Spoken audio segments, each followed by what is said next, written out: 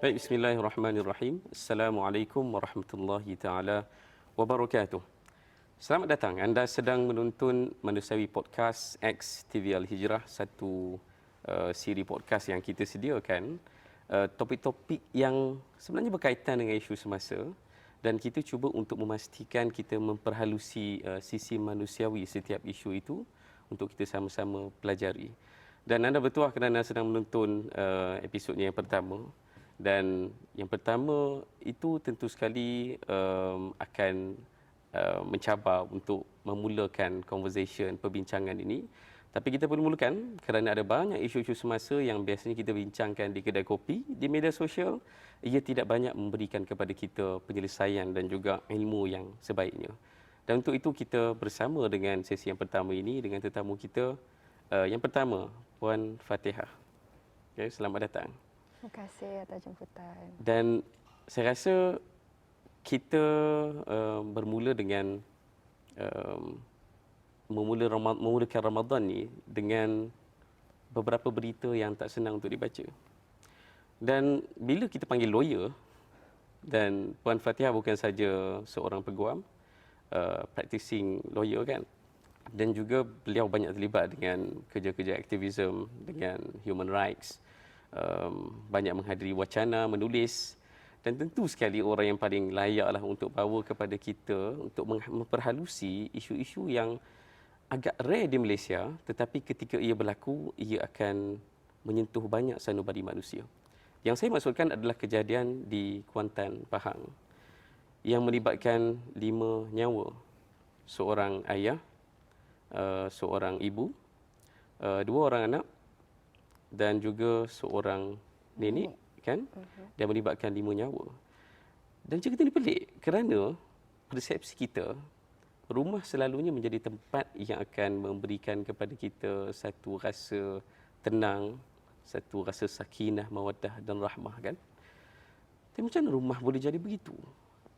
Adakah ini kes yang terpencil, isolated, ataupun sebenarnya ini perkara real yang sebenarnya sedang berlaku, sedang membiak dan sedang berkembang, tapi kebanyakan daripada kita tak sedar ia adalah masalah kita? Puan? Saya rasa kalau boleh nak letakkan konteks sikit. Kalau kita tengok kan, kalau Tuan ambil kan 17 Februari kejadian yang berlaku di Kuantan tu, mungkin kita rasa isolated atau terpencil.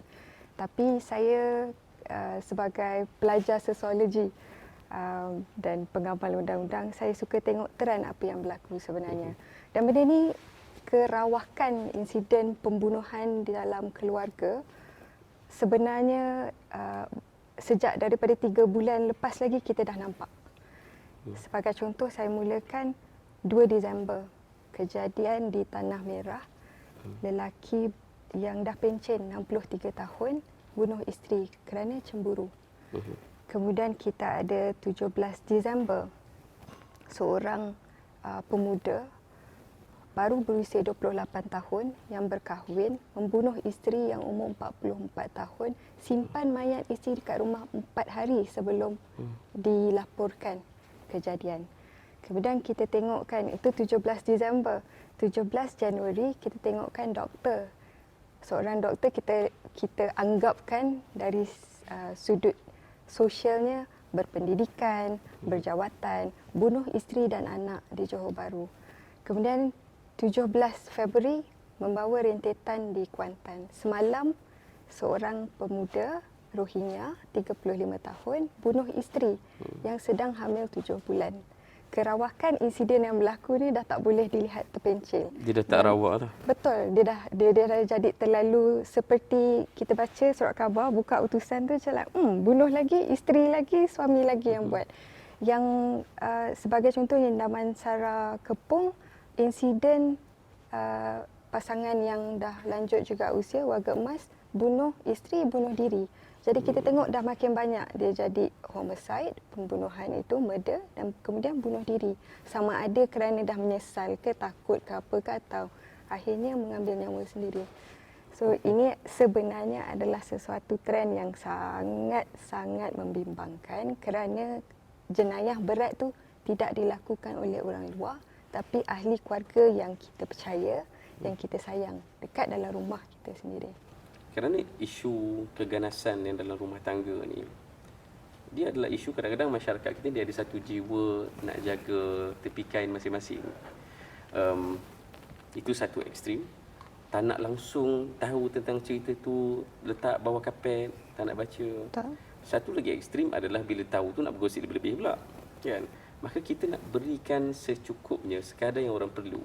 Sebenarnya, apa kes-kes yang sudah pun berlaku, kita ambil lokal lah supaya orang tahu itu dekat dengan kita. So mungkin orang tengok cerita ni berlaku dekat Amerika, berlaku dekat India, jauh daripada rumah mereka. Sekarang ini berlaku dekat tempat kita. Kalau Puan boleh share beberapa kes yang berlaku di Malaysia. Saya mulakan dengan meletakkan konteks dulu untuk faham bila Tuan sebutkan domestic violence, keganasan rumah tangga tu apa sebenarnya.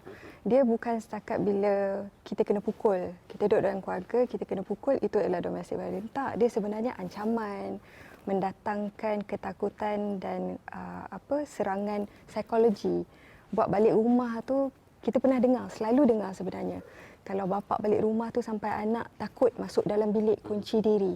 Pasal takut ayah tu walaupun tak naik tangan, tapi keberadaan dia dekat rumah tu menggerunkan, cukup menggerunkan, tak menggembirakan, tak menenangkan.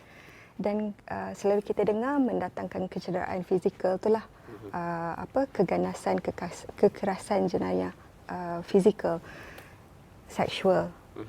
Dalam masa yang sama kita selalu lupa adalah khianat harta. Okay. Yang ini banyak, kita sebenarnya banyak berbincang, saya rasa dalam tempoh 10 tahun ke belakang kot. Bila orang cakap ada trend, lelaki akan berkahwin dengan penjawat awam untuk dia tekankan hutang naik maksimum, kemudian dia dah hidup dengan duit hutang tu, suami tu akan ceraikan dan pasal nama atas nama isteri kan hutang tu pandai tanggung. Itu adalah keganasan rumah tangga juga. Atau yang banyak kita dengar adalah bila mak dah pencen atau dah berumur, anak-anak yang dah dewasa ni datang minta mak tenyeh tanda tangan untuk pindahkan harta, ASB, ambil tanah, ambil rumah, ambil sampai mak tu dah tak ada apa-apa simpanan Itu untuk pun adalah sampai. domestic violence. Itu pun sebenarnya domestic violence. Dan lingkungan dalam pada ahli keluarga tu kita selalu membincangkan hanya suami dengan isteri. Pasal keganasan itu je yang kita nampak. Anak, mak ayah. Dan yang paling utama, kalau kita tengokkan kerangka mekanisme undang-undang tu memelihara juga orang dewasa yang tidak ada keupayaan.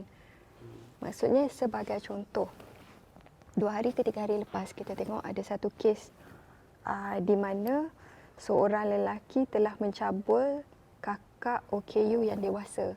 Kakak tu OKU dalam keadaan pakai pampers, dinyatakan dalam surat khabar. Tapi dia cabul. So, itu pun adalah satu keganasan rumah tangga. Pasal itu dilakukan antara ahli keluarga tu. Dan bila kita bercakap tentang gosip yang selalu orang nak dengar kan, selalunya orang nak berlebih-lebih maklumat. Dia tak nak tahu apa pengajaran yang kita dapat apabila kita tengokkan. Antara yang saya selalu ingatkan pasal macam Tuan sebutkan tadi, saya juga adalah seorang aktivis di bawah nama ringkas dia WAFIP, Perikatan Wanita Antarabangsa untuk Institusi Keluarga dan Pendidikan Berkualiti. Kami fokuskan kepada hak keluarga, hak wanita dan hak kanak-kanak untuk mendapatkan pendidikan berkualiti. Kita bukakan tali WAFIP untuk orang awam adukan apa yang berlaku. Kadang-kadang tu kita pelik. Orang yang mengadu tu dia dah tahu apa yang dia nak. Sebagai contoh, yang mengadu tu kadang-kadang adalah pensyarah di universiti awam.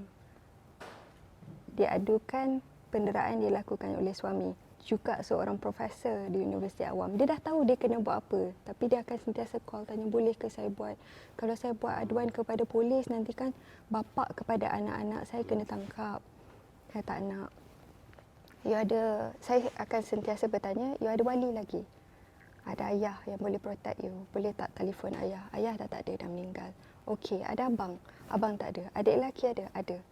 Tak bolehkah adukan kepada adik lelaki? Memandangkan kita sebagai orang Islam ni, uniknya adalah kita ada institusi wali yang menjaga hak wanita dalam keluarga tu. Wali tu kena memainkan peranan bila dah berkahwin. Itu tujuan kita berkahwin. Supaya dapat perlindungan sosial daripada masyarakat. Kalau tidak, baiklah kahwin kat Yala tak registerkan sebagai contoh, tak ada wali yang terlibat. Tapi bila kita mengawai, orang Jawa panggil mengawai, menghormati wali dalam hidup kita, wali kena mainkan peranan.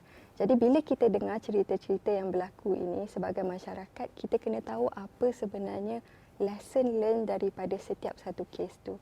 Macam dekat Kuantan, antara lesson learn yang kita boleh tahu adalah mungkin sokongan sosial kepada mangsa-mangsa yang berlaku, termasuk pembunuh sendiri itu juga adalah mangsa. Mungkin sokongan sosial tu tak cukup. Jadi apa yang kita boleh lakukan sebagai seorang kawan, seorang adik, seorang kakak kepada keluarga ni, apa yang boleh lakukan. Dan dalam masa yang sama yang saya suka bila Tuan sebutkan tadi kan, masyarakat tak nak jaga tepi kain, tapi trend tu sebenarnya dah berubah. Kalau dulu berlaku penderaan kanak-kanak, jiran tetangga itulah selalu dengar budak ni nangis, tapi kami pun tak tahu nak buat apa. Sekarang dah jarang. Bila wawancara memang kadang-kadang jiran tetangga tu yang datang pecah masuk untuk menyelamatkan budak. Macam dekat Johor dulu pernah berlaku kan, pasangan pengkit yang ada anak dera, jiran tetangga yang selamatkan. So that trend is slowly moving. Kita sebagai masyarakat makin beranilah kot. Saya rasa sebab saya nak letakkan line sebab dia ada beberapa perkataan yang kita sebut tadi tu, macam kita nak letak standard apa, nak jaga tepi kain orang ke, nak menyibuk ke, adakah itu kita sibuk hal orang lain ke, kan tak boleh kan cari aib orang lain. Saya rasa bila kita ambil hadis Nabi SAW, Nabi sebut unsur akhaka zaliman aw mazluman. Itu antara hadis yang saya rasa boleh menyelamatkan kita pun. Sebab Nabi kata dia punya standardnya adalah selamatkan saudara kita, sama ada dia dizalimi ataupun dia menzalimi. Betul. Yang dizalimi kita selamatkanlah. Dan sahabat bertanya yang menzalimi itu macam mana? Tahan dia. Sebab saya rasa persepsi orang juga kepada kes-kes begini adalah dia nak pilih untuk mengecam saja. Betul. Kan, ialah of course lah, memang kita kena, yang salah kita kata salah lah kan. Tapi memilih untuk mengecam semata-mata tu menandakan kita ada satu kefahaman yang salah tentang apa nak buat kepada orang-orang yang ada potensi buat jahat. Sepatutnya kena lindung dia daripada sebelum dia lakukan kejahatan kan. Dari situ kita nak bawa kepada satu lagi topik besar yang Puan kena bantu. Apa punca dia? Apa punca domestic violence tu berlaku? Sebab tadi kita dah slice, ada banyak bentuk kan. Ada banyak sangat bentuk dan ceritanya sangat banyak. Saya tahu satu podcast takkan cukup untuk menghuraikan. Tapi kalau kita boleh cuba cerakinkan, sebenarnya apa punca dia? Emosi ke? Tadi ada sebut tentang media sosial ke? Tekanan ekonomi ke? Setakat yang Puan pernah handle. Kita telusuri balik kajian sosiologi yang banyak melihat kepada isu ini, terutamanya pada ketika lambakan wanita masuk bekerja di pasaran buruh 1960-1970 macam tu. Dia sebenarnya adalah isu kawalan. Kawalan power dynamic. Kejurangan kuasa di antara pasangan atau ahli keluarga dalam keluarga tu, dan bagaimana dia mengawalkan emosi dalam masa dia memainkan jurang kuasa tadi, power dynamic itu.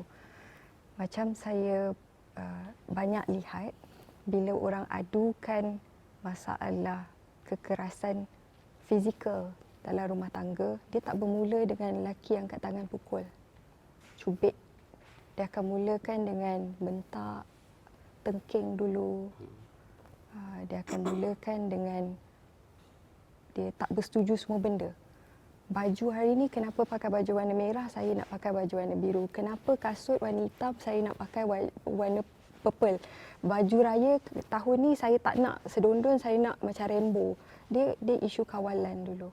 So dia mula-mulanya dia sikit dan akhirnya memandangkan tak ada resistance baik oleh pasangan atau ahli keluarga, dia akan sampai ke yang paling maksimum. Terpulanglah apa yang kita nak anggap yang paling teruk sekali, sama ada kekerasan fizikal itu atau seksual itu akan berlaku. Kawalan yang Puan masukkan tu apa? Kita rasa hilang kuasa ke?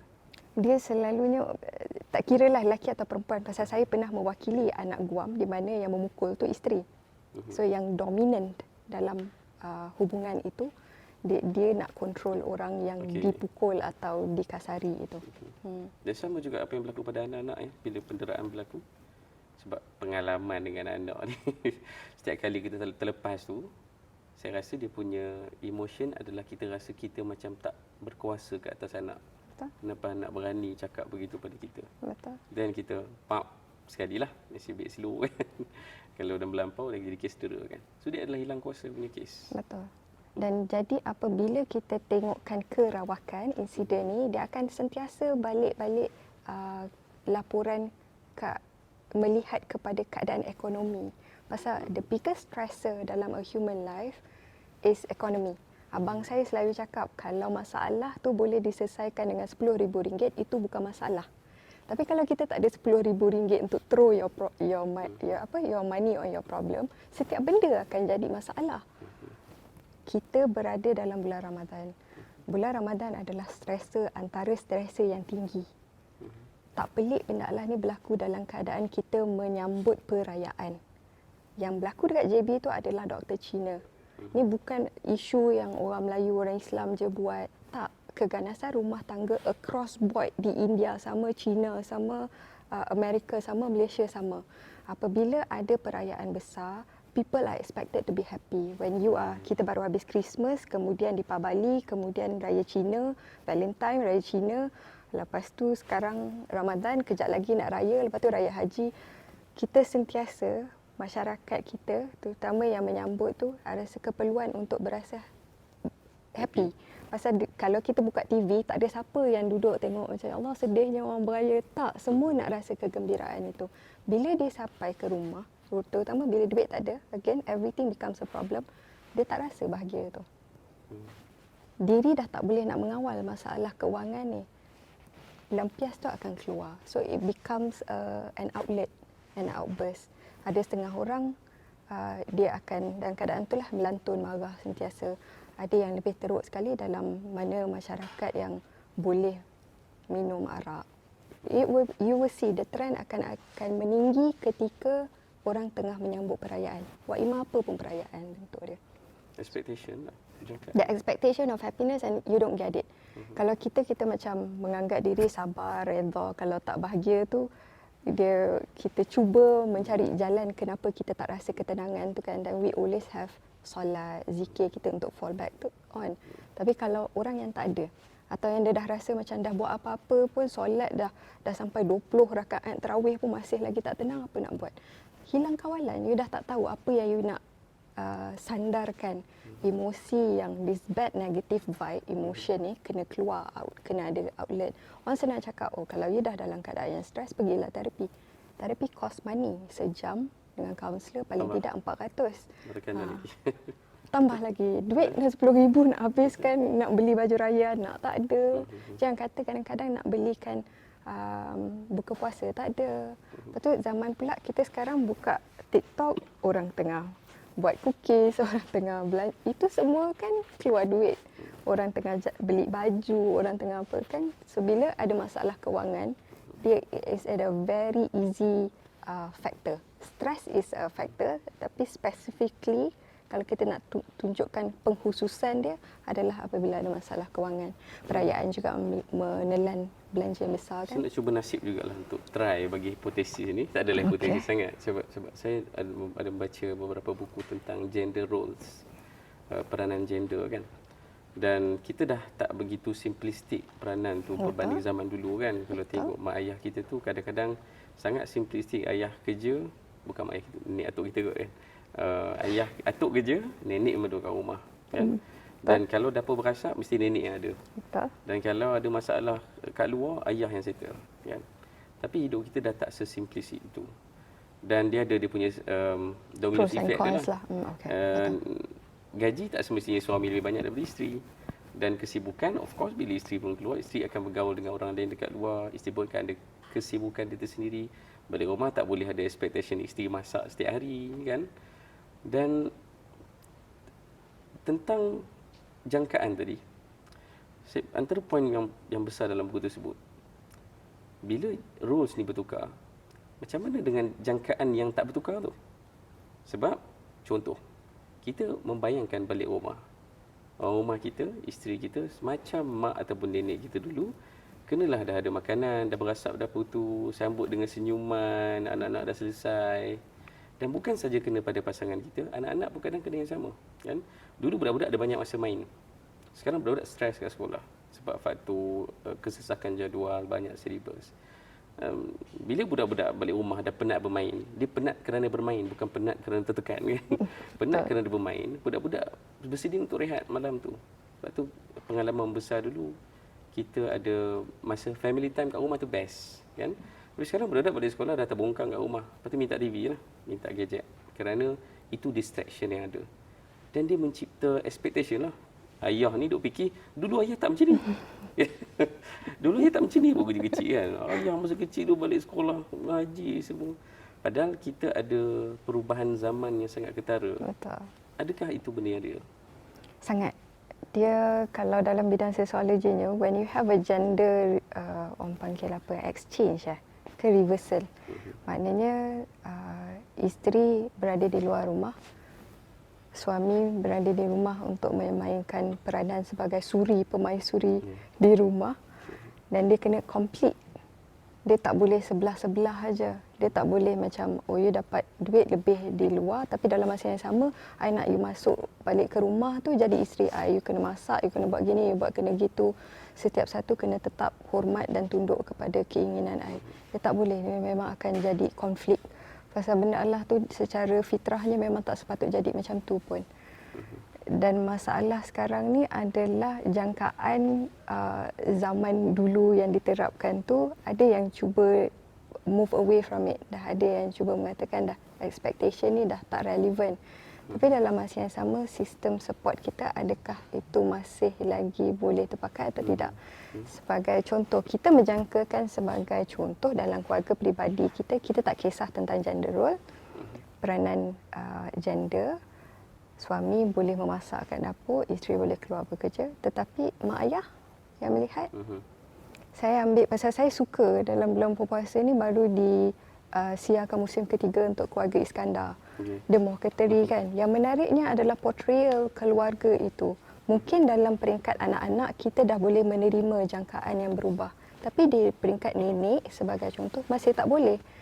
Jadi kalau kita cuba untuk mengubah tu pun, dia akan datanglah juga konflik yang mengatakan, kenapa suami you yang duduk kat rumah, kenapa bukan you? Kenapa suami you yang kena masak, kenapa bukan you? You also have to look at the society. Adakah masyarakat tu sedia untuk sama-sama berubah jangkaan expectation tentang gender role tu lah. Dan satu lagi, kalau tadi dalam ruang family lah punya expectation kan. Kalau kita buka luas dalam landscape masyarakat kita, dengan realiti masyarakat kita yang memang dah tak tegur siapa sangat dah, sebab masing-masing balik gelap, keluar gelap. Betul. Saya pun boleh mengakui yang tak semua jiran saya jumpa yang betul-betul keluar petang nampaklah mukanya kan, boleh bersembang. Tapi kebanyakan orang balik kerja dah penat, tak sempat bergaul. Maka bila, walaupun ada kesedaran untuk ambil kisah apa berlaku kat jiran, tapi dia kerukunannya dah berbeza. Betul. Bila kita dah langsung tak kenal, kan? Saya kadang malu nak sebut yang berapa banyak jiran dekat keliling yang tak dikenali lagi. Yang kes di Johor, saya rasa kes di Johor, ada seorang makcik tua yang merangkak tepi jalan tu. Ya. Johor ke kes tu? Yang rupanya anak dia dah meninggal dunia seminggu dah dekat rumah. Dan makcik tua tu pun adalah seorang OKU penglihatan kan. Dan dijumpai oleh orang dekat tepi jalan. Saya tak terbayang betapa teruknya kita. Teruknya kita sebagai masyarakat untuk tak tahu itu berlaku. At least tahu ketika, bayangkan mungkin dah tak nampak sehari dua hari, carilah kot mana pergi makcik ni kan. Yang dalam laporan tu pun beritahu yang makcik tu sangat bergantung kepada anak dia sebab dia buta kan. Dan sekarang makcik tu keluar rumah seminggu, keluar bersemak kan, setelah anak dia meninggal dunia kerana nak cari makan. Dia sangat sedih kerana itu berlaku dekat tempat kita. Yang kita ini umumnya masyarakat yang ada kesantunan itu sendiri kan. Orang puji kita dari sudut kesantunan, ramah. Tapi rupanya kita boleh banyak benda yang kita boleh persoalkan bila berlaku kes begitu dekat negara kita. Betul. Cerminan kepada masyarakat kita lah kan. Tapi mungkin juga kerana keadaan sekarang makin mendesak daripada sudut ekonomi. Kita melihatkan masa kita adalah dia bernilai ekonomi. Maknanya macam kalau dulu kita tahu kita punya timbal balik dalam hubungan sosial kita adalah awak tolong saya, esok saya tolong awak pula. Zaman sekarang kalau saya tolong awak sejam kat rumah awak, sejam tu saya boleh pergi buat Grab, saya boleh pergi, like an hour's time is billable hours. Kalau lawyers ni 6 minutes is a billable 6 minutes. Setiap jam kita rakam pun ada juga. Setiap sejam tu berapa ramai gajinya. Jadi bila kita nak macam nak bersosial dalam satu masyarakat, nak ambil tahu tentang, sedangkan kita tak dapat imbuhan, perlu atau tidak, kuat atau tidak untuk kita buatkan. Kesantunan, nilai ketimuran yang ada tu adakah masih lagi kuat berbanding dengan pemikiran bahawa setiap masa kita tu ada nilai imbuhan dia yang tersendiri. Itu mungkin. Tapi kan sebenarnya dia superficial je, sebab maksudnya saya bayangkan kita ni santun, tapi kesantunan tu dah tak ada dekat sini, dia banyak dekat luaran. Pada hari-hari yang ada kamera depan tu kena jadi santun sikit kan. Sebab ni saya tak tahu, random terkeluar kat kepala ni, saya rasa ramai influencer buat vlog dekat Malaysia, influencer international lah. Datang Malaysia, antara benda yang akan diulang sama-sama adalah orang Malaysia ni Masya Allah ramah kan. Tapi berlaku kes begitu dekat Malaysia. Betul. Dan semakin meningkatkan keganasan rumah tangga. Saya tak tahu statistik ni saya pernah baca kat mana dulu. Kalau domestic violence pun, nisbah di Malaysia adalah 1/10. Okay. Seingat saya tak tahu kalau Puan boleh confirmkan kan. 1/10 yang terakhir nisbah tu saya tengok mungkin dah 5 tahun lepas kot. Kalau ada 10 keluarga, 1 daripada 10 tu adalah keluarga yang pernah berlaku keganasan rumah tangga. Dan saya tak pastilah kalau dia memang dah slice khas untuk yang buat penderaan fizikal saja kan. Dan umumnya orang tak ada banyak kesedaran tentang penderaan lain. Betul. Kan? Lepas tu statistik tu apakah dia reliable untuk memahami yang skala teruknya masyarakat kita ni? Pandangan Puan? Dia very probable, tapi it's not reliable. Saya rasa jumlah tu jauh lebih besar. Sebenarnya. Setiap kes yang kita kendalikan, bila dah sampai ke proses penghakiman, di bawah proses perundangan, termasuklah pelaporan tu kan, dia kena ada laporan. Jadi yang kalau tak reported macam mana? Dulu di bawah KPWKM, saya tak ingat LPPKN kod khususnya, kita ada indeks kesejahteraan keluarga Malaysia. Saya tak ingat tahun bila yang kali terakhir dibuatkan indeks tu. Saya tak kata indeks tu reliable, tapi dia adalah garis panduan untuk melihat. Dia macam orang panggil termometer untuk ambil suhu keadaan bagaimana sejahteranya keluarga yang berada di Malaysia. Kerana antara bancian, soalan yang ditanyakan dalam bancian adalah termasuk berapa banyak kali dalam seminggu, berapa banyak hari yang keluarga tu makan bersama, solat bersama atau melakukan aktiviti keagamaan bersama. Kena ingat bahawa kita dekat Malaysia ni, rukun negara menyebutkan kepercayaan kepada Tuhan. Wa imalah time MCIR sekarang tetap kena ada elemen keagamaan tu. Berapa banyak, kalau sebagai contoh, kalau orang Islam tu tak pergi ke masjid kan, jemaah di rumah. Dalam seminggu tu, dia bukan tanya sehari pun, seminggu tu berapa banyak kali yang boleh buat. Berapa banyak kali makan bersama. Saya selalu banyak bercerita juga, antara kesejahteraan keluarga adalah apabila keluarga tu dapat berkumpul kan. Kalau orang Jawa tu dia mementingkan berkumpul. Kumpul dan makan. Berapa banyak kali yang duduk makan, berkumpul, bercakap. Tanya anak, homework dah siap ke belum? Buat apa dekat sekolah? Berapa banyak kali yang mak ayah ada masa tu. Mak ayah yang mungkin membela atuk nenek di rumah sekali, duduk sama-sama berbincang dengan atuk nenek. Keperluan kesihatan mak ayah tadi itu macam mana. Dan dah saya rasa makin luntur, macam Tuan sebutkan tadilah. Mungkin lebih manis di bibir, tapi dalam sanubari tu mungkin dah semakin terhakis. Kalau kita tengokkan gaya hidup kita memang dah terlalu jauh lah. Sekarang kalau nak makan, sama ada you masak sendiri atau tak nak masak, mak masak tak sedap, Shopee food ada, Grab food ada. So dia dah kesatuan untuk makan bersama, makanan yang sama tu dah tak ada. Lepas tu kalau dulu aktiviti keluarga secara bersama, setiap malam tengok TV secara bersama. Paling tidak berita, kena paksa tengok berita 8 sampai pukul 9 tu. Tapi zaman sekarang, berita, again phone. Jadi dah, kalau tengok dekat TV pun dia dah tengok orang lain tengok berita, kita tengok phone. Saya geram nak sebut pasal gadget ni walaupun kita punya saya sini bukan nak bicara pasal gadget, tapi untuk puan sendiri kan, sebab saya tak naklah terus keluarkan satu statement gadget punca segala benda kan. Tapi segala yang berlaku itu kan terhubung dengan gadget juga, sebab kesan daripada kewujudan gadget ni dia bukan saja menimbulkan anxious, kegelisahan kehidupan tu, sebab kita nampak banyak kehidupan orang lain kan. Menyebabkan kita rasa kita tak cukup kan. Betul. Selama ni gaji kita ada dah. Ni saya hypothetical lah, saya tak pernah baca kes di mahkamah kan. Tapi bila kita nampak jiran tukar kereta, kita rasa suami kita tak baik sebab tak bagi kita Tak kereta. cukup.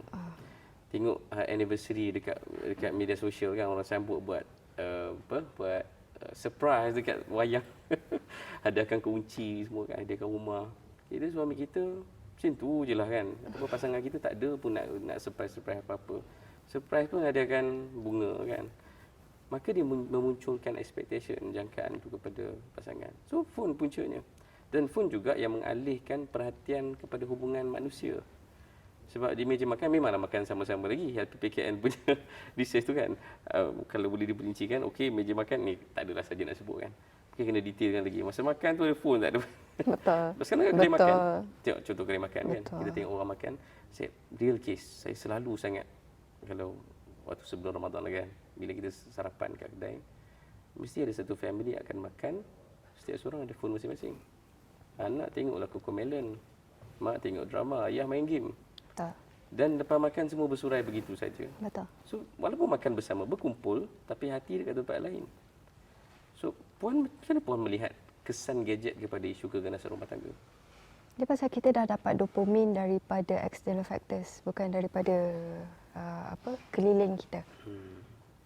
Dia rasa kebahagiaan tu bila tengok TikTok, orang makan tengah bulan puasa, buat live TikTok, macam oh seronoknya dapat like all the rembesan emotion tu daripada tu, berbanding dengan orang yang ada dekat depan kita. Perkara tu, semua apa yang tuan sebut tu saya memang setuju sangat. Kerana itu apabila daripada zaman 2018 lagi, kita memang mencadangkan sebagai kawalan ketat untuk kanak-kanak. Mak ayah ni pasal tak tahulah apa, waktu membesar tak ada pun pegang phone, tapi sekarang perangai sama buruk budak juga. Kadang dia lebih teruk daripada anak dia. Saya ingat lagi daripada insiden ini, trend ini, saya tengok daripada 2012 pasal saya pernah tengok depan mata. Dia bawa atuk, nenek, anak perempuan dia umur 5 tahun, suami isteri. Semua main.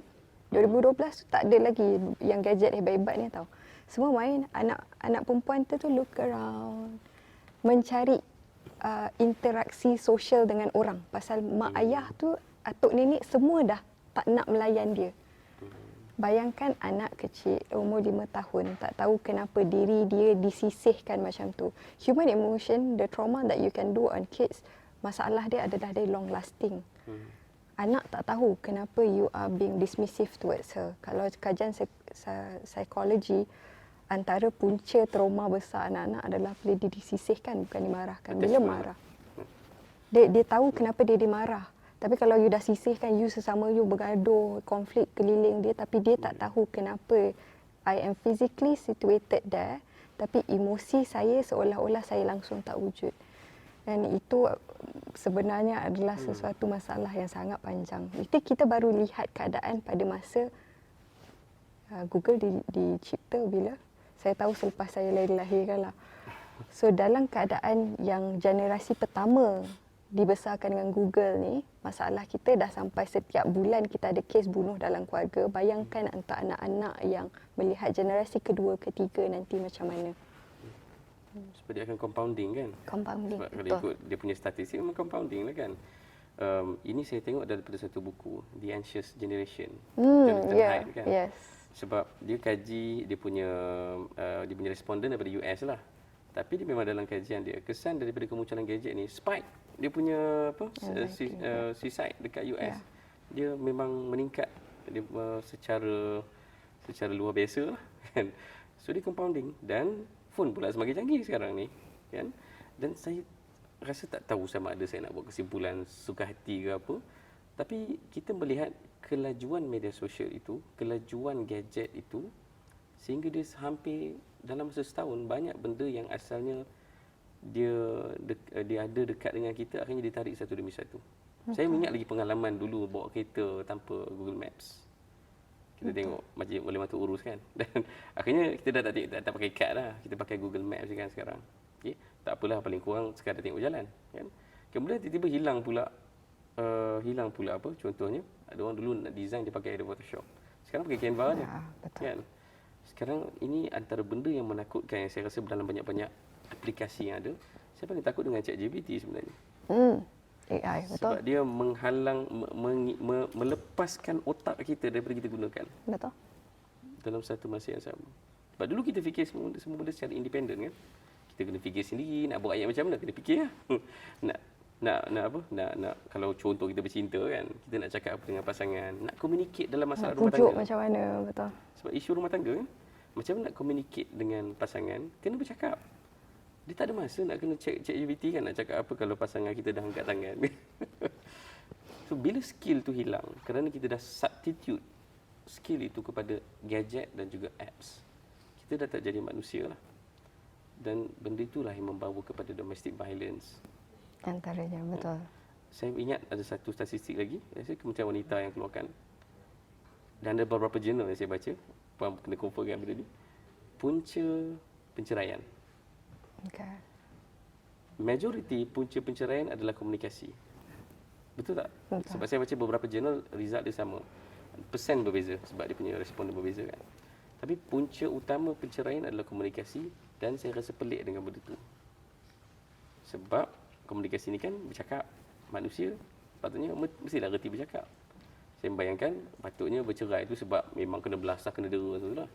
Tapi dia berpunca daripada tak reti nak communicate dengan pasangan kerana tidak lagi menjadi manusia. Dia antara benda yang saya suka nak menambah sikit bila kita bincangkan isu penceraian ni adalah kita kena ingat balik statistik. Kawalan kuasa untuk akad nikah, untuk memulakan proses berkahwin itu adalah lelaki. Kawalan kuasa untuk memulakan perceraian adalah wanita. Wanita ni dia tak memerlukan banyak benda pun ya, untuk menjadikan dia seorang manusia yang harmoni, yang gembira, yang sentosa, yang sejahtera. Tapi antara benda yang paling besar wanita berjurang antara perbezaan antara lelaki dengan perempuan adalah wanita perlu bercakap. Dia bukan memerlukan penyelesaian masalah. Lelaki dia beza, ada masalah, dia perlukan resolusi dan solusi. Tapi perempuan tak, dia perlu bercakap. So bayangkan bila dah kita nak bercakap, suami itu sibuk main phone. Saya berkomunikasi dengan awak kan dengan tunggul, baik. Kalau dah awak punya fungsi dekat dalam kehidupan saya seolah-olah tunggul, baik awak tak ada, saya bercakap je dengan dinding tu sebagai contoh. Dalam masa yang sama, bila kita bercakap tentang peranan gadget dalam perubahan komunikasi, style komunikasi. Kalau zaman dulu, kita nak bercakap dengan suami memang kena call. Saya ingat zaman saya membesar masih lagi macam ni nak dial nombor. Zaman sekarang dah boleh WhatsApp, Telegram. Kadang-kadang saya rasa at one point nanti kita baru terfikir benda Allah tu dah sampai dah kepada pasangan. Tapi masalahnya dalam masa yang sama, komunikasi daripada eksternal, orang luar ni pun makin mudah untuk sampai kepada kita. Kita tak bahagia dengan suami itu, mudah untuk kita melihat alternatif lain kepada pasangan itu. If you catch my drift. Zaman dulu, kalau nak kenal dengan orang luar, dia apa kembang setaman dekat URTV, Mangga, apa? Yalah Mangga. Kalau zaman sekarang, on your apps, you boleh ada apa Bumble, Tinder, apa lagi? Carijodoh.com. Kalau saya tahu risau juga. So alternatif tu dia dah tak ada. Kalau zaman dulu kita dah menganggap you menikah tu itulah alternatif yang you pilih dalam kehidupan you. Tapi zaman sekarang macam lah, nak happy with this one, teruskanlah. Dia ada seorang pakar seksologi di Malaysia, Datuk Mat Saad Baki, yang melihat kepada trend, orang panggil apa, serial monogamous people. Tak happy, tak apa, cerai, kahwin lagi. Ni pun, tak apa, cerai, kahwin lagi. Pasal pilihan tu banyak. Pasal kita sekarang, zaman sekarang pun tak melihat penceraian sebagai satu tabu dah. Kalau zaman dulu seolah-olah bergegar, orang sebut bergegar, Masya Allah, kalau bercakap tentang perceraian. Tapi zaman sekarang macam terutama untuk peguam lah kot. Penceraian tu dah macam 6 billable minutes je. So, kembali pada domestic violence ni. Kalau kita menyaksikan, mendengar, melihat ada simptom berlakunya domestic violence, dalam kes kita sebagai pihak ketiga, nampak sebagai orang luar kan, apa tindakan yang kita boleh buat? Tadi sebut tentang Ketika jaga sedang tepi kain, ke atau kita suspek ke benda lah tu sedang berlaku ke macam mana? suspek kot benda yang paling rare sikit. Antara nasihat yang saya banyak dapat daripada tim yang pasukan menyelamat untuk keluarga anak-anak yang ada keganasan rumah tangga adalah orang selalu cakap selak kain kan. Seolah-olah reliance kita panca indera yang Allah bagi ni mata semata-mata. Sedangkan kita kena ingat kita juga ada pendengaran. Kalau kita dah dengar keluarga tu tonggang terbalik, kejap lagi dengar katil kena tolak, meja kena ponggah, kerusi jatuh, anak-anak menjerit, isteri menjerit. Takkanlah kita pekak tuli kan, kita mesti dengar kan bila benda itu berlaku. Yang paling cepat adalah ring the doorbell untuk stop the track of orang yang tengah mendera tu. Ini saya selalu tanyakan pasal saya macam like, kalau kita orang perempuan tak payahlah nak berani sangat, kejap lagi dia pukul kita pula. Dah ada pergi belasah bini dia, kejap lagi dia belasah saya pula. So orang selalu nasihatkan itu. Dan pasukan penyelamat mengatakan if you feel like there is the fear and you have to act immediately, ring the doorbell. Itu antara tips dia lah. Yang keduanya adalah secara halus cari jalan untuk berkomunikasi dengan mangsa lah. Takkanlah anak tu memang tak langsung tak keluar rumah. Walaupun sekarang makin banyak yang berlaku mengurung, dia bukan culik, dia mengurung ahli keluarga tu secara salah. Tapi kebanyakan masa dia tetap akan keluar pergi bekerja, dia akan keluar pergi sekolah. So cari jalan. Kena ingatkan bahawa bawah Akta Kanak-Kanak 2001, saya cakap, saya janji tadi kita tak nak terlalu jargon kan. Tapi ini antara benda yang orang selalu terlepas pandang. Ada orang dalam masyarakat yang mempunyai kewajipan untuk melaporkan bila berlaku keganasan rumah tangga, khususnya apabila mangsanya adalah kanak-kanak. Dia selalu macam like, kita nampak sebagai contoh lah na'udzubillah, tapi berlaku depan mata kita, keluarga. Anak saudara kena pukul dengan bapa. Pada tahap yang kita rasa ini bukan mendisiplinkan lagi, ini adalah penderaan. Menjadi kewajipan untuk ahli keluarga, saya, makcik saudara kepada anak itu untuk melaporkan. Kalau tidak, boleh dikenakan tindakan. Kita jarang tengok pasal polis kita, pendakwa raya kita pun manusia, dia macam lah kesian dia lah. Apa salahnya kan? Kita nak menyalahkan kepada orang yang bukan membuat kekerasan. Kan selalu kita akan lepaskan macam tu je. Tapi sebenarnya kita mempunyai kewajipan untuk menghentikan. Undang-undang macam tu lah. Penjaga yang mempunyai kewajipan, doktor yang merawat. Bila doktor dah tengok, again, kita tak boleh anggap manusia ni, masyarakat kita ni tulu. Kita kena tahu bahawa orang ramai dapat bezakan budak tu memang sakit terjatuh ke, budak tu sakit kena dera. Orang tahu sama ada dia sedih pasal dia sakit ke, dia takut kerana dia dipukul. Doktor punya kewajipan dan selalunya keganasan rumah tangga ni dia akan terbongkar apabila mangsa itu kanak-kanak dan doktor. Pasal doktor dia profesional kan, it's very cut and dry. Kalau penjaga dia mungkin lagi macam alah dia yang bayar duit lantaklah, itu pun anak dia. Tapi doktor cut and dry pasal dia ada kewajipan. Kalau tak, dia yang kena panggil untuk menjawab kenapa dia tak laporkan. Jadi often time doktor yang akan tengok dan doktor yang akan cakap. Cikgu dekat sekolah akan panggil, tanya apa yang berlaku. Masyarakat dia memang, satunya kita kena sensitif lah kan daripada awal tadi, dan keduanya all it takes sebenarnya untuk menjadi masyarakat adalah keberanian untuk menjadi ahli masyarakat. Sebagai contoh macam tadi saya cakap, bila dah dengar jiran tetangga dah macam porak-poranda rumah tangganya secara harfiah lah. Rumah tu segala barang, furniture perabot dah tunggal langgang, dah boleh dengar anak menjerit, isteri menjerit. Takkan tak buat apa-apa. Paling tidak call polis, pergi rumah, ring the doorbell. Dalam masa yang sama kalau kita tengokkan, ada orang yang berani nak buatkan laporan. Sama ada sebagai pihak ketiga atau mangsa sendiri. Tapi kadang-kadang kita tengokkan badan penguatkuasa atau penyiasat tu pun sendiri memilih dalam situasi mana yang boleh dibuatkan laporan. Saya sebagai aktivis yang kebetulan peguam, banyak kali menerima, kadang-kadang cakap, oh saya dah pergi balai polis tapi polis kata ni terlalu kecil, tak ada lebam, tak ada luka, tak boleh buat laporan.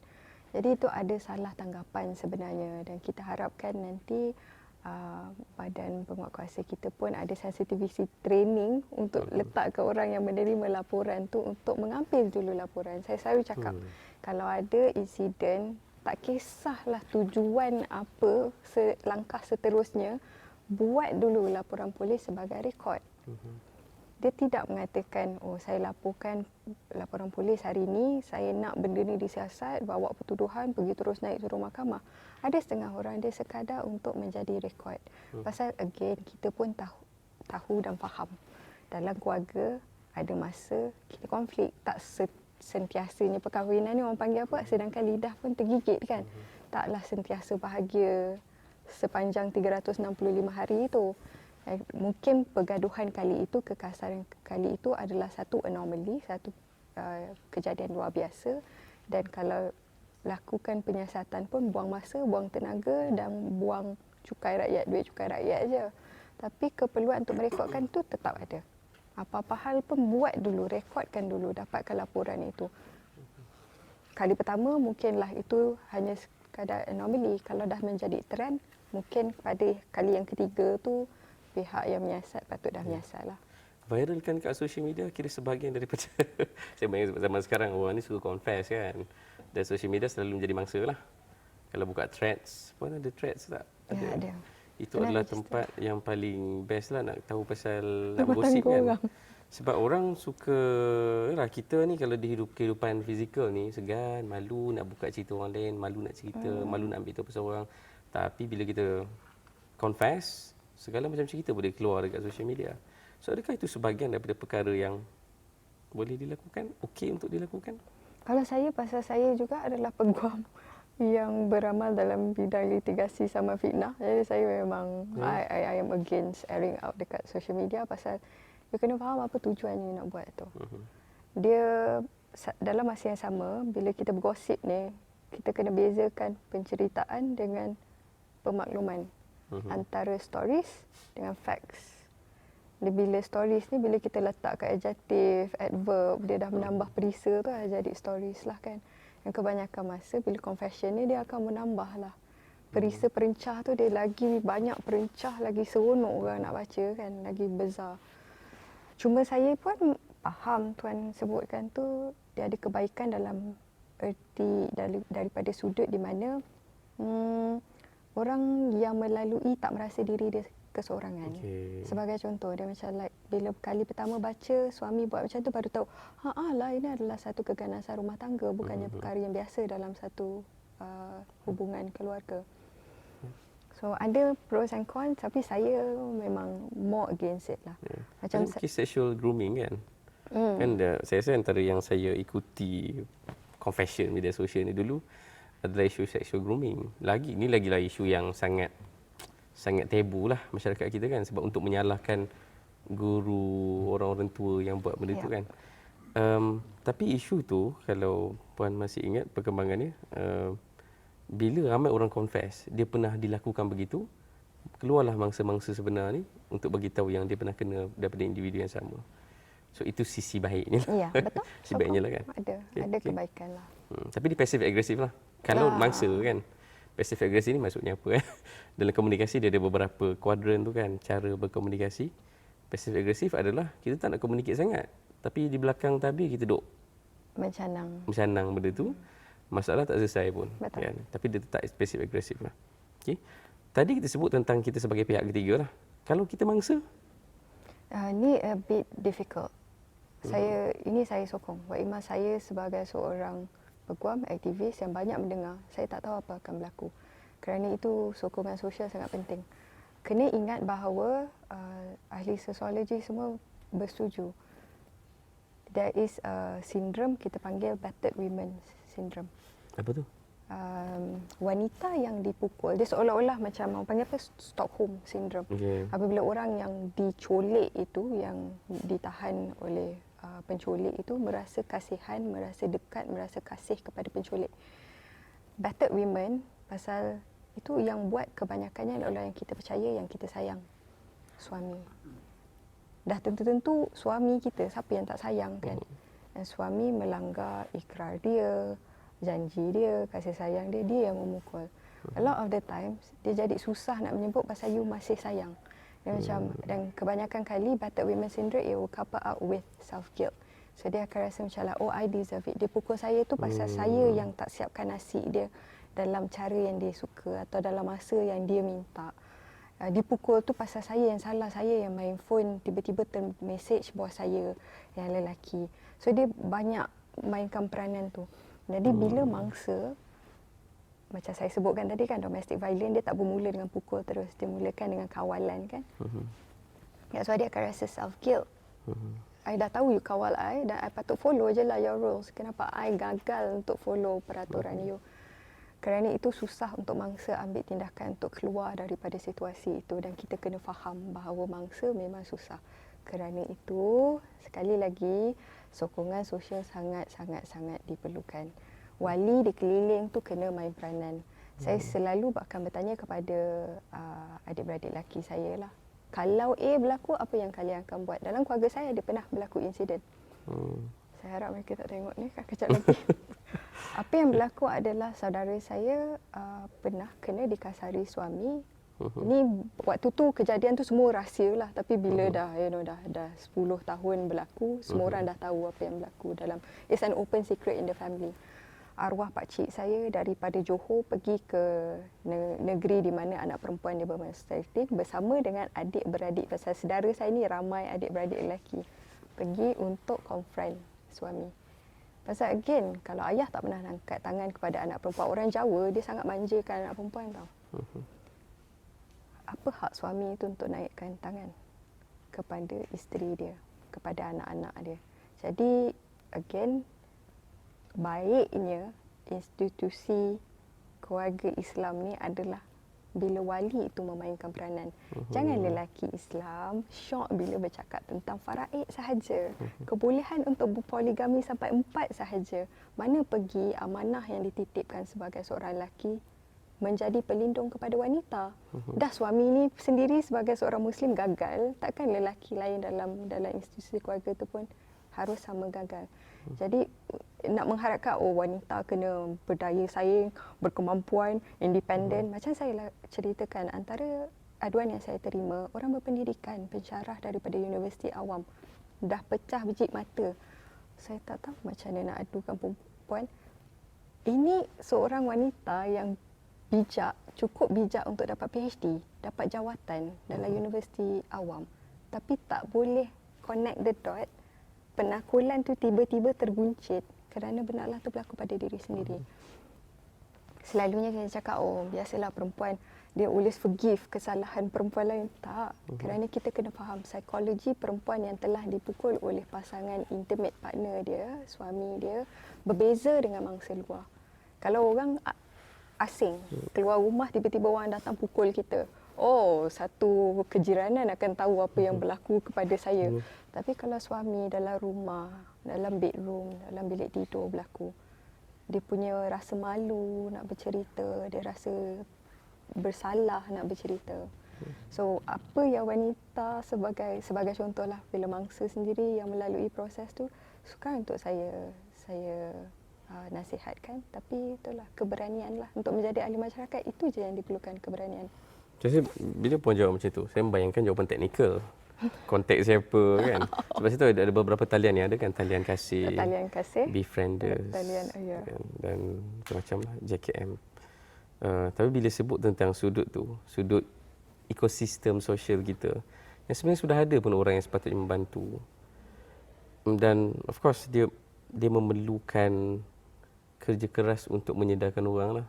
Saya rasa apa yang puan sebut ni bukanlah benda yang orang biasa buat pun. Sebab macam saya sendiri pun menantikan jawapan teknikal. Sebab yelah dah kena dera ni, pergilah mengadu call ke apa kan. tapi lupa tentang sisi human Psikologi. seseorang tu yang Manusiawi. kan dia nak sebut nama kita manusiawi kan. Sebab memang secara manusiawi rupanya ada perasaan tu. Kalau pada suami, sebab of course domestic violence ni berlaku juga kepada suami. Oh, tu lebih teruk. Lagi teruk So dia rasa bukan self guilt je, dia self shame. Macam saya punya anak guam yang saya sebutkan, dia dipukul oleh isteri dia. Ceritanya adalah it's a shotgun, pasal saya litigasi sivil. Jadi pasangan ni pasangan bukan Islam ya. Dia shotgun marriage, isteri dah mengandung. Shotgun marriage tu adalah Shotgun bila isteri dah mengandung. okay. Pasangan perempuan, girlfriend dah mengandung. Jadi untuk menghalalkan anak tu dia daftarkan ke JPN. Jadi mereka berkahwin. Jadi nak kata cinta sangat bersungguh-sungguh nak berkahwin tu tidak. Pasal dah tergadah baru. Terlanjur lah. Jadi isteri tu pula jenis yang seorang wanita yang sangat-sangat cantik. Dia model. Kurus, cantik. Dia merasakan suami dia tu take her life away. Dia seolah-olah kalau tak ada beranak, tak termengandung, tak terberanak, tak terkahwin, kehidupan sosial dia lebih baik lagi daripada keadaan itu. Dan suami pula jenis yang dia berada, dia seorang profesional yang bekerja dalam bidang swasta, tapi tak cukup, dia nak lebih lagi. Jadi apa yang dia buat adalah sentiasa menindas suami dia. Antara yang dia buat selain daripada pukul suami, dia pernah ambil iPad, notebook, baling dekat mak mertua, mak kepada suami dia. Dia pernah ambil kerusi nak baling kepada suami, ambil pasu baling kepada suami. Dalam keadaan tengah memandu, ambil setel itu ketuk kepala suami. Dan dia pernah cakap dalam tempoh perkahwinan tu dia mengandung lagi sekali, dan dia kata dengan bangganya, itu bukan anak you, itu anak kawan baik you. Pasal nak memalukan suami. Jadi bila dia datang kepada kami untuk mengadu tu dalam keadaan dia tak pandang kepada saya langsung. Tak boleh nak angkat mata untuk bagi tahu kepada peguam yang you gajikan bahawa you telah didera di rumah. Pasal dia sangat-sangat malu. Dan dia bukan mengadu untuk mendapatkan hukuman kepada isteri. Dia memang untuk bercerai saja. Dalam perceraian, petisyen perceraian tak nak sebut pun tentang segala pukul-pukul tu. Dia cuma cakap perbezaan pendapat yang dah tak boleh diharmonikan semula. Tapi apa yang berlaku di belakang, itulah. Dan saya cakapkan benda lah ni is a crime dan dilakukan ke atas bukan you je tapi keluarga you dan juga anak-anak. Perlu dilaporkan sebab macam saya sebutkan tadi, sebagai rekod, paling tidak rekodkan dahulu supaya polis ada rekod itu kalau kejadian lebih melampau berlaku. Tak nak malu. Pasal again gender role kita, lelaki yang sepatutnya dominan, lelaki yang patut keras, lelaki yang patut lebih bertenaga, bukan wanita. Jadi kena ingat dia bukan battered women syndrome, dia dah teruk tapi dia berbeza dengan battered man. Pasal lelaki dia akan couple up sekali dengan rasa malu yang sangat tinggi. Di zaman banyak benda toksik ni, salah satu toksik yang ada adalah masculinity. Sebab kita, yalah, maksudnya persepsi lelaki itu sepatutnya begitu begini. Sedangkan bila realiti begini kan, kalau sebut kat luar, saya kena dera dengan isteri saya. Semua orang gelak kot. Betul. Semua orang akan gelak kan. Betul. Saya tak heran itu berlaku walaupun agak rare juga cerita tu. Tapi kalau ia berlaku kepada mana-mana lelaki pun, saya rasa orang akan gelakkan je. Sebab bagi dia lelaki tu kan kuat. Dengan maksud pukul lah isteri kan. Lawan Balas lah balik. Lawan lah kan. Balas lah lebih kuat. Dan saya rasa ni saya teka lah. Suami dia mesti lebih kuat daripada isteri kan. Sepatutnya lah. Kan. Kalau tengok pun badan tu bergetak lah. Kan. Bukanlah sebab dia lemah kan. Ya, it wasn't because. Tapi dia choose untuk tidak membalas. Sebab memang balas tu salah kan. In defense dalam undang-undang dia sentiasa asalkan dia proportionate. Dia pengkadaran tu dia sama. Dia tengok kan kalau you pukul-pukul jangan isteri pukul guna tangan you pergi ambil kerusi untuk baling kat isteri pula, dia dah tak jadi proportionate. Dia kena ada sekadar yang cukup untuk membela diri you. Tapi kenapa lelaki tak membalas balik? Kebanyakan kali adalah lelaki takut terlepas, terlebih daripada balasan tu. Dan dalam masa yang sama again, shame is a emotion, a strong emotion yang susah kita nak bajet. Kita nak anggarkan. Yalah. Yang kita nak jangkakan. Tengah marah kan, setakat pengalaman tengah marah ni, mana boleh kawal desik kekuatan force tu kan. Betul. Saya ada soalan-soalan kecil lah yang saya tak tahu berapa ramai akan bertanya soalan ni. Tapi dia soalan yang mungkin perlu orang tahu jawapan dia. Sebab rotan dengan masyarakat kita tu sudah Biasa. begitu sebati. Synonymous. Dia adalah Asian parenting punya style kan. Mesti rotan anak. Kan? Walau macam mana pun, contohlah kalau saya sendiri pun mungkin ada orang yang biasa dengar saya sebut tentang bab rotan anak ni. Saya bawa hadis Nabi yang Nabi kata 10 tahun tu. Itu pun banyak syarat. Bukannya silalah rotan anak. Dia adalah Betul. kalau maka silakan. Kan? So, tapi orang kita mengambil itu sebagai satu daripada tools dalam parenting lah, itu rotan. Bahkan selalu saya tengok orang komen pasal dia panggil apa kalau orang sebut tentang mindful parenting ataupun soft parenting, orang akan belah balik. No, parenting ni kena Spare keras. the rod, spoil the child. So, Betul. pandangan puan? Mungkin saya agak tradisional dan konservatif lah. Jadi saya masih percaya spare the rod, spoil the child. Dia fizikal tu ada keperluan, tapi macam Tuan sebutkan tadi, garis panduan dalam hadis Nabi, sunnahnya dan apa yang diamalkan adalah sangat ketat. Dia boleh pukul tapi tak boleh langsung mendatangkan kesan. Apatah lagi kecederaan. Dia janganlah yang dah naik karutan tu sampai lupa biru-birat anak tu. Dan keadaan tu boleh berlaku hanya selepas nasihat dah tak jalan. Dia terpulang kalau orang soft parenting nak menerima pada pengakhirannya selain daripada fizikal yang mana saya masih percaya.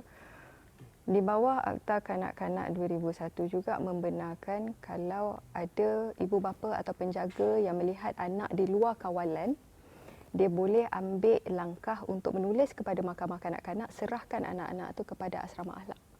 Itu the worst case lah. Bagi saya kan, anak depan mata, pukul atau anak ambil anak tu biar orang lain bela. Mana yang sanggup? Yeah. Ibu bapa mana yang tega untuk buat, serahkan anak kepada asrama akhlak kerana itu langkah terakhir pasal anak dah di luar kawalan. Kita mudah membayangkan anak umur 5 tahun, betul lah. Oh, they look like angels at 5 years old. Antara kes yang kami pernah dirujukkan adalah mak membesarkan anak sebagai ibu tunggal, ayah tak ada, if you follow my drift. Membesar di kota raya Kuala Lumpur di mana anasir-anasir luar ni sangat banyak. Anak umur 15 tahun ambil pisau acu kepada mak. Mak nak buat apa? Mak waktu 15 tahun baru nak belajar untuk rotan anak. Yang tak boleh mendatangkan kesan. Tak ada pilihan lain, bawah Seksyen 46 Akta Kanak-Kanak, serahkan kepada asrama akhlak. Itu antara banyak benda berlaku yang orang tak sebut. Orang tak nak cakap. Tradisi ini sebenarnya kalau orang Jawa dia biasa. Kita panggil titip. Kita daripada kecil, pada masa usia anak tu dah boleh mandi sendiri, patut diambilkan anak tu melihat mandiri dia dengan meletakkan kepada ahli keluarga terdekat, pakcik dia, nenek dia, untuk tengok anak tu tumbesaran dia tu tak terlalu melekat dengan mak ayah. Tapi zaman sekarang soft parenting, nanti kan anak-anak rasa macam ni trauma dia. We are so fearful of what traumatize the children to a point that we allow them to traumatize us at a later age. Antara pesan ahli psikologi barat sekarang adalah untuk menjadikan anak itu tumbesarannya supaya masyarakat tak benci dia bila dia dewasa nanti. But the balance has to be there lah. Macam kita percaya bahawa Islam itu membenarkan, tetapi dalam masa yang sama maqasid syariah, protection of nyawa tu sangat penting. You tak boleh sampai terbunuh anak tu pasal you nak mendisiplinkan. It's not an excuse. Dia kena dalam undang-undang pun proportionality of what happened lah. Sederhana lah. Kan? Soalan kecil yang seterusnya. Saya membayangkan macam orang selalu berseluruh kan. Asal buat jahat je nanti keluar kad OKU. Contoh. Ada tak kes-kes begitu berlaku dekat dalam kes domestic violence? Akhirnya kad OKU yang akan terkeluar. Yang itu tak. Yang itu jarang berlaku. Pasal dalam masa yang sama kita kena tengok juga keganasan rumah tangga tu ke mana pergi dia. Dia boleh jadi penal, dia jadi hukuman di bawah jenayah, atau dia boleh jadi penceraian. So dia banyak benda lah. Dalam masa yang sama, mahkamah dekat Malaysia dia bukan macam dekat Amerika Syarikat. Dia boleh tiba-tiba, I plead insanity, ketidakwarasan yang telah menyebabkan saya membuat jenayah itu. Kalau dekat sana lebih mudah. Kalau kat Malaysia kena ada sejarah panjang 2 tahun ke belakang bahawa you mendapatkan rawatan. You kena register dengan JKM untuk dapatkan OKU. Tapi sayangnya itulah tiba-tiba makin nampak banyak pula trend tu, saya pun Saya macam fikirkan begini, yang akan berlaku adalah mangsanya adalah mereka yang ada neurodivergent tu. Contoh kan, kerana kan contoh macam kes-kes sekarang ni, orang yang late diagnosed, dah umur dewasa baru tahu ada ADHD, dah umur dewasa baru tahu lah rupanya dia ada autism kan. Dan contoh antara orang dekat saya yang selalu share kan, antara kesan orang tu ada ADHD, dia punya execution function tu agak lemah kan. Nak buang sampah pun kena tak buang kan. Dan saya rasa dalam rumah tangga itu bukan benda kecil kan. Betul. Pagi dia cakap tak buang, tengah hari cakap tengah hari cakap lagi. Malam kalau benda tu berlaku every day, dia akan mula angkat tangan lah. Dan mangsa itu biasanya adalah orang yang akhirnya tak kenal diri dia pun. Kenapa aku tak buang sampah? Sebab kita pun tak tahu kenapa kita tak buang sampah. Dan rupanya bila diagnosed, rupanya ada ADHD. Yeah. Dan saya pernah jumpa seorang yang dia share kat saya, bab buang sampah pun kena buka alam. Okay. Tahap severity ADHD dia. So kalau pasangan itu tidak mengetahui bahawa pasangan dia ada diagnosis tersebut, kan semakin rosak akan berlakulah domestic violence tu lah. Sebab expectation kan. Tak pernah berlaku lah dalam kes. Setakat ni belum ada yang dilaporkan. Tapi ada dalam masyarakat saya pernah dengar. Dia ADHD ni dia seolah-olah too many open tabs kan. Macam mana nak buang sampah bila tiba-tiba dia teringat dia kena basuh pinggan, dia kena buat gitu ke. Ada. Macam tadilah isu utama penceraian adalah komunikasi, pasal dia tak boleh nak communicate bahawa dia tak mampu untuk fokus satu task, satu tugasan buang sampah tu. Okey. Saya dah tahu kita nak berhujung kat benda ni. Sebab apa yang kita bincangkan daripada awal tadi, memang banyaklah kita pindah ke sana sini kan topik dia. Tapi ideanya adalah untuk bawa kita sama-sama menyelami isu ni sebagai manusia. Sebab saya rasa yang bahayanya bila kita baca isu ni adalah dia baca dari sudut komersial ni isu tu. Kan? Macam yang berlaku awal Ramadan ni, bila kes di Pahang itu berlaku, semua orang nak share. Ni zaman konten kan, semua orang buat konten. Semua orang gunakan ChatGPT dan buat konten masing-masing share kan. Betul. Dan akhirnya dia jadi tempat untuk orang cari followers pula. Maksudnya daripada isu yang sebenarnya untuk mendidik orang, untuk bagi orang faham ini isu real dalam masyarakat kita tenat, kita kena bantu. Tapi akhirnya jadi sekadar isu yang akan datang dan pergi macam biasa. Dan saya rasa apa yang kita buat hari ini, kita menuju ke arah yang berbeza lah saya harap. Kita bukan bincang isu ini untuk konon-konon paling tahu ke, nak bincang benda-benda personal aib manusia ke. Tapi dia adalah tentang macam mana untuk kita faham betul-betul kenapa benda itu berlaku dan bagaimana kita sebagai masyarakat nak respons kalau itu berlaku depan mata kita. Walaupun ada kata-kata akhir. Dia macam saya sebutkanlah, dia masyarakat kena mainkan peranan. Institusi wali kena mainkan peranan. Dia tak boleh melihat tu seolah-olah benda itu berlaku pada orang lain, bukan berbalik cerminan kepada diri sendiri kita. Itu je. Okay. Dan untuk saya itulah yang saya rasa semua kandungan konten ni adalah apa yang saya rasa saya sangat hargai, dan itulah kalaulah saya boleh nyatakan itulah segala benda yang selama ini terbuku di hati yang tak dapat nak bersembang ataupun nak menyampaikan kerana kita pun tak reti sangat, sebab kita tahu ini adalah ruang kerja dan relung yang biasanya para peguam lah dan aktivis hak asasi manusia yang cekap nak faham benda ni.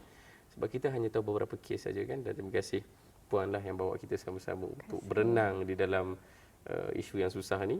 Dan saya harap bagi penonton yang menonton podcast kami ni, semoga ia menjadi satu ilmu dan bukan sekadar bahan confession ataupun benda-benda komersial untuk dipanjang-panjangkan. Kita harap kita sebarkan mesej untuk kita belajar daripada setiap segi dalam mana-mana isu pun. Khususnya dalam sesi yang kita bincang pada hari ini tentang keganasan rumah tangga yang ia berlaku, dan ia barangkali naudzubillah kita harap ia tidak berlaku, tapi dari sudut apa yang kita nampak itu dia compounding, berkembang semakin banyak. Dan kita harap kalaulah ia berlaku di keliling kita, kita menjadi insan yang secara aktif terlibat untuk bantu dengan ilmu, insya-Allah. Itu saja. Terima kasih Puan Fatihah bersama dengan kita kru-kru balik tabir pun kena ucap terima kasih juga kepada yang datang dan Dah pergi balik. keluar studio daripada tadi. Terima kasih kerana bantu kita. Assalamualaikum warahmatullahi wabarakatuh.